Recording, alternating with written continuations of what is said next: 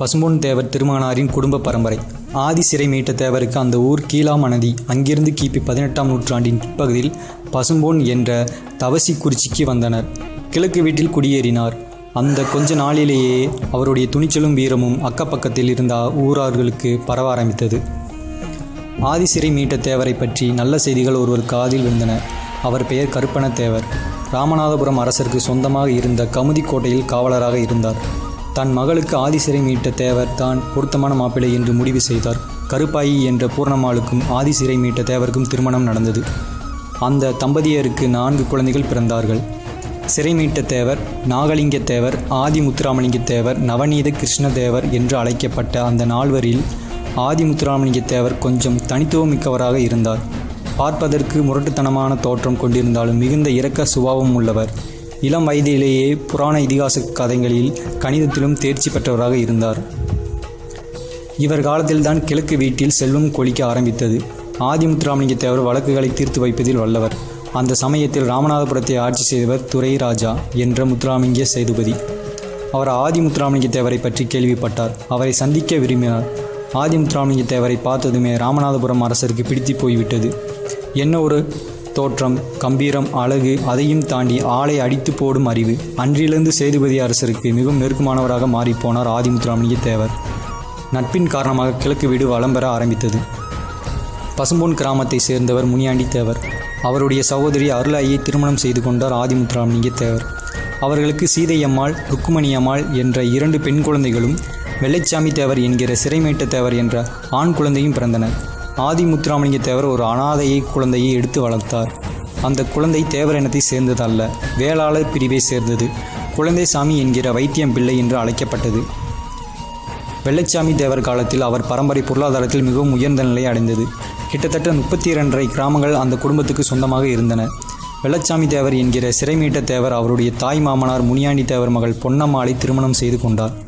அவருக்கு மீனாம்பிகை என்ற பெண் குழந்தையும் உக்கிரப்பாண்டி தேவர் என்ற ஆண் குழந்தையும் பிறந்தனர். காலமெல்ல நகர்ந்து வெள்ளைச்சாமி தேவர் பெரும் செல்வந்தரானார். அதாவது 32.5 கிராம அகில்தா என்ற சிறப்பை பெற்று விளங்கியது. அதனை முழுமையாக செயல்படுத்தும் திறமையுடையவராய் உக்கிரப்பாண்டி தேவர் செயல்பட முடியவில்லை. எனவே ஆதி முத்துராமலிங்க தேவர் சொந்த பிள்ளையாக வளர்த்து வந்த வைத்தியம் பிள்ளையை அவர்களுக்கு உதவியாளராக நியமித்தார். உக்கிரப்பாண்டி தேவர் தனது அத்தை ராணியம்மாளின் மகளான இந்திராணியை திருமணம் செய்து கொண்டார். இவர்களது திருமணம் ஆகஸ்ட் 31, 1906ஆம் ஆண்டு ஆவணி திங்கள் 16ஆம் நாள் அரசர்களின் வீட்டு திருமணம் போல் வெகு சிறப்பாக நடந்தது. அழகிலும் அறிவிலும் அடுத்தவரை உபசரிக்கும் பண்பிலும் சிறந்தவராகவும் பெண்களின் அரசியாகவும் இந்திராணி அம்மையார் திகழ்ந்தார். இருவருக்கும் ஜூலை 29, 1907ஆம் அன்று ஒரு பெண் குழந்தை பிறந்தது. அந்த குழந்தைக்கு ஜானகி என பெயரிட்டார்கள். பெயரிட்ட நாளன்று திருவிழா போல் அந்த நாளை கொண்டாடினார்கள்.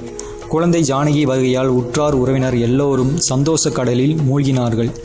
5ஆம் மாதம் முடிவின் தருவாயில் குழந்தை ஜானகிக்கு விஷக்காய்ச்சல் வந்து இறந்து போனது. உக்கிரப்பாண்டி தேவரும் இந்திராணி அம்மையாரும் பெரும் துக்கத்தில் ஆழ்ந்தார்கள். முருகபக்தி கொண்டவர் இந்திராணி அம்மையார். குழந்தையை பறிகொடுத்த அந்த நேரத்தில் முருகபெருமானின் திருத்தொண்டரான ஞானியை எண்ணி மனங்கலங்கி, நீங்கள் அன்றி கனவில் தோன்றி நல்வாக்கு சொல்லி திருநீர் கொடுத்தீர்கள், ஆனால் என் மகள் மறைந்தாளே என்று வாய்விட்டு அழுது வருந்தினார். இந்திராணி அம்மையார் ஏழை எளிய மக்களை மிகவும் நேசத்துடன் நடத்துபவர். இளைய மனமும் இனிமையான குணமும் கொண்டவர் இந்திராணி அம்மையார். இந்த நேரத்தில் நாடே விடுதலை வேட்கையில் கொந்தளித்து கொண்டிருந்த போது அநீதிக்கு எதிராக குரல் கொடுக்கும் தெய்வ பிறவியாக பசும்பொன் முத்துராமலிங்க தேவர் அக்டோபர் 30, 1908ஆம் ஆண்டு பிறக்கிறார். 32 கிராமங்களும் மகிழ்ச்சி வெள்ளத்தில் திரண்டு வந்தது. ஊர்கள் அனைத்தும் கூடி உள்ளம் கனிந்தது. வீரமும் விவேகமும் நேர்மையும் கொண்டு வாழ்ந்த ஆதி முத்துராமலிங்க தேவரின் பெயரை வைக்க வேண்டும் என்று அப்பெயரை தேவர் திருமகனுக்கு வைத்தனர். ஆகவே இவர் முத்துராமலிங்கம் என்று அழைக்கப்பட்டார். குழந்தையின் பாசத்தில் அளவு கடந்த எல்லையை தாண்டிய அவ்வம்மையார் தங்கத் தமிழ் மகனை தனியே விட்டு இறந்து விட்டார். உக்கிரப்பாண்டி தேவர் இதயத்தில் பெரும் இடி விழுந்ததே என்றே சொல்ல முடியும். அப்பொழுது 5 மாத குழந்தையே தேவர் திருமகன். குழந்தையின் அழுகை சத்தம் கேட்டு உக்கிரப்பாண்டி தேவர் வெறுப்படைந்தார். அவர் கொண்ட வெறுப்பு உக்கிரப்பாண்டி தேவர் இறக்கும் போது வரையிலும் இருந்தது. ஆக தன் வாழ்நாளில் தாய் தந்தை பாசமே அறியாது இருந்திருக்கிறார் தேவர் திருமகன்.